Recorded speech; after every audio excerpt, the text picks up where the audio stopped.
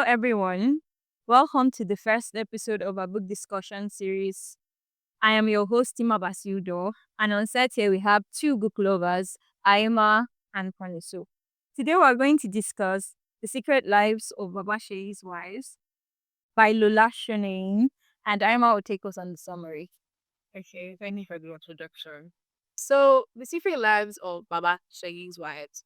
So, we are introduced to the household where we see Baba Shagi as more of a figurehead, whilst his wives actually control the affairs of the home. So, Baba Shagi is a proud polygamist. He thinks he understands his home, understands his wife. He is in control, like most men think they are. Absolutely. And then we're now introduced to his wives. So we have four wives. So Iyashegi is the first wife. Iyashegi is the powerhouse of the home. She is a real owner and the real controller. Then we move on to Iyatokwe. She moves in silence. She's very timid, shy, but that hides a bit of intelligence. Next, we meet Iyafemi. Now, Iyafemi is wickedness. Like, she is the definition of wickedness. But we get to see her story. She has a reason for being the way that he is. So we can't fully, blame her. We can give her grace. And then we meet Bolanle, our educated graduate that decides to marry into a polygamy household, thinking she can heal quietly, foster friendship, find a bit of peace. But instead, she's introduced to the reality of what polygamy actually is. And we now discover a family secret which questions everything about the home. Is Mama Shaggy really the controller? Why do we do the things that we do? And are secrets make or break in a family? So we will continue to dive into the story. But personally, I feel like this is a well written book. I like the content of the story. I feel like it is a conversation that has not been had in literary form. And it's easy to understand. You know, it makes us think, it makes us, oh, this is possible, this is happening. So now that we have an understanding of the book, I'll now ask you, Aima, what do you think about the book? Okay, so I'm going to start with what I like about people before I tell you what I don't like about it. For one, I like that the book is messy. I like drama, so obviously I like that the book is very, very messy. There's like secrets and drama, and there's interesting characters and how they relate to one another. I also like that trauma is not used for pity in the book because everybody has a trauma story. Everything happened to everybody in the book. And I like how complex the characters are. I feel like we get to understand why they did what they did, and we see how they use secrets as a means of surviving in a chaotic household. What I don't like about the book, well, I could say that the content was ambitious. There could have been better writing in the sense that in some places I felt like the book dragged. It was more like an okay and pretty writing, pretty story, but it could have been delivered slightly better. What do you think about the book? Okay, what I like about the book is the fact that in contemporary Nigerian society, it entails some of the subjects like infertility, um, paternity fault, sexuality abuse, and the fact that the truth came out. And these are everything or everyday subjects or experiences of every Nigerian. That's what I like about it. I think I can agree with you that it pretty much touches the things that we are experiencing in our everyday society. But let's take a look at Bolanle, the person that the story is somewhat centered around. What do you think is the reason why she, as an educated woman, choose to marry into a polygamous home? So over to you, Funny. So why do you think Bolanle, an educated woman, choose to marry into a polygamous home? I mean, if you look at it, she had the beauty, she had the brains, she went to school, and then she's now marrying an uneducated polygamous man, a man with not one, not two, but three wives, and she played the role of the fourth wife. Why do you think she made that decision? I, as the book tells, she has had the mom has always had an idea of her being a perfect daughter. She has gone through her own trauma, her own victimization, which never came to the knowledge of her mom. So to put forth that perfect daughter idea, she decides to use Baba Segi's house as a safe haven where she can find herself peace, quiet, away from the idea that she has disappointed the image of whom the mother so hard to read. Is it not funny that you're dealing with trauma and the best way you think that you can deal with it or heal from it is to rush into marriage and to marry someone that you normally would not take interest in? Is that not funny? Oh, let me ask, like, what do you think about that? The with Bolale, I feel like with her trauma, she was looking for a place where she could outrun her trauma, a place that did not demand perfection. She felt messy and like she had something to fix in herself, and she couldn't do it in an environment that expected her to be perfect daughter. It is interesting though, like you are raped and then you find solace in a marriage and a man. But it goes to show that as human beings, we deal with trauma differently. We deal with things differently. One size doesn't fit all. I personally think that the reason why she married him was not only to be married, but for the comfort of that household. I think that if it was married to a single man, he would have demanded more from her. If she was the only wife, he would have demanded more from her. And I think the way she tried to heal is by covering up her wounds rather than talking about it. She did not share it with her mother. She did not share it with her sister. She didn't share it with anyone. And in Baba Shei's household, it's a place where life goes on. There is chaos. There are too many things happening at the same time. So no one is paying you a particular interest to ask you, okay, why do you behave like this? Why do you act like this? Which brings us to the question: do you think that the secrets of these wives, do you think that these secrets that they kept was for themselves or was to protect Baba Shei? I'm like you to answer that. Okay, so with answering this question, we have to um talk about each wife because each wife harbored a different secret, right? So we know that Baba Shegi's house is a patriarchal household. And the general premise, the general secret is infertility of Baba Shegi. And as a society, we are aware that the burden of infertility falls on a woman. Mostly, whether we like to believe it or not, yes, women are most often blamed for a lack of children in their home, a home. Alright. So with Iya Shegi, Why do you think that the burden of infertility lies on the woman? because the system was built by men and men believe that we have, it is well within us to produce. It is our responsibility to produce.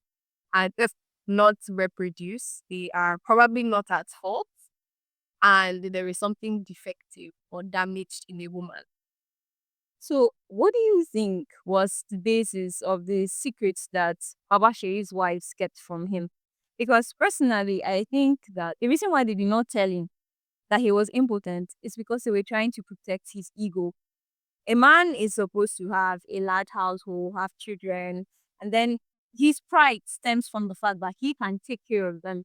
So I think that is the reason why his wives protected him from the secrets that he was impotent. I mean, we can see how the at the point where Bolanle had to drag him to the hospital to do the test, we see how adamant he was, how he hated the whole idea and everything. So I personally believe that the basis of the secret was to protect him. What do you think, Aima? So while I don't disagree that the secret was to protect his interest, I also believe that the secret was a means of survival. Like the basis of the secret was survival. Because we all know that the burden of infertility most times falls on women. And with someone like Baba Segi that prioritized having children, he viewed his masculinity as a tool for fertility. It's like, how do I maintain my place in this household without having children? So if we look at each individual wife with Iyashegi, we can tell that she loves power. And a short ticket to having power in his household, in Baba Shegi's household, is to have a child and a son. A son, actually. So, her having a child, she used this as a tool to draw power, to draw control, because she could tell that, oh, I'm trying to build an empire, I'm trying to build a throne within this institution. Yeah. What will guarantee it? Having a child. All the guards my safety. Yes, actually. And then we move on to Tokwe. Tokwe is someone that just likes to keep peace. She didn't want to be cast out because, I mean, where would she have gone? And dad literally sold her out to marriage. So it's, what can I actually do to ensure my place? And Marriage was solution. marriage was the solution. Having a child is key to securing that solution. And, Mama Sheki, Mama the Ashemi, Yashagi could tell that she was vulnerable. So obviously she told her, okay, this is what you have to do to ensure that nothing happens to you. And obviously verbal abuse too, because we could see when Baba Shagi was berating her like, are you useless? Like I will send you back to your father's house if you cannot produce children or if you That's so Yeah. rotten. exactly like rotten, like this is a rotten plant that I'm rotten. And then we move on to Femi. Now, Femi is somebody that beings vengeance. That's my heroic character. Face is her responsibility by the horn, the vengeance. And I wouldn't say that hers would stem from like, wanting to survive or not. I had indiscretions. She actually did have indiscretions before she found out that he was infertile. And then when she got to know the secret, she's like, okay, this is the structure. I already have a child. Let me continue with its structure. And make it my own. And this is why I think she was very, very present like Bolale. Bolale was educated. Bolale would not have just sat quietly and like just followed the institution that was already created, which is why Yashegi and Iyafeli were very, very, let's kick her out. Let's take her. Let's kick her out. Let's kick her out. Because, education. I don't know. There's something you said. You said Iyafemi did not stand for survival. I disagree with you. well, I didn't say survival. I meant more she, protecting his interest. Okay. She just what was selfish and she needed to survive. Like I feel like Baba Sheyi came to Iyafemi, it was more like an escape route. Like Yeah, this, this is how I can be powerful too. This is the way out of my prison. This is me.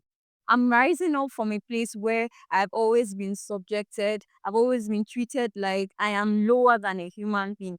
But here I have power. And from here, I can now sit and put things in place. You see the way Iyafemi made someone that abused Tatunde to become a partner. Like she, in the end, she was the one calling the shots of the things that should be done, and he was there for her. So I see her as someone who can turn a traumatic experience to a powerhouse. Like you have, done this to me, you have slept with me, you have forced me, but I will not allow that define who you are to me.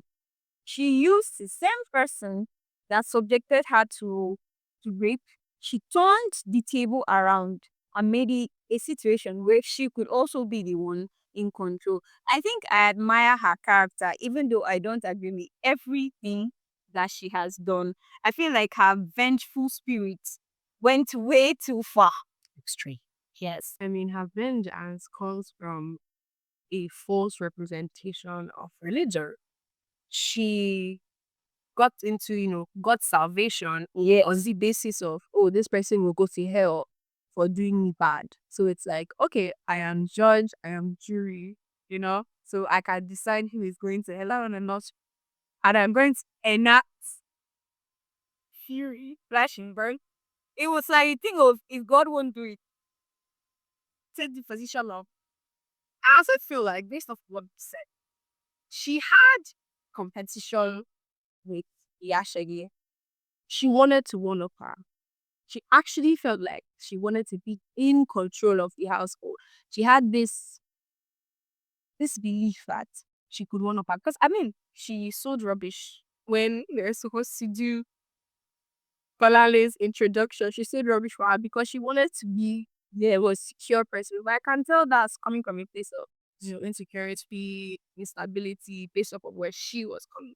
I hated I disliked the idea that instead of the women being for each other, they were fighting for a man that did not necessarily care about them individually. I mean, he had all of them for a purpose.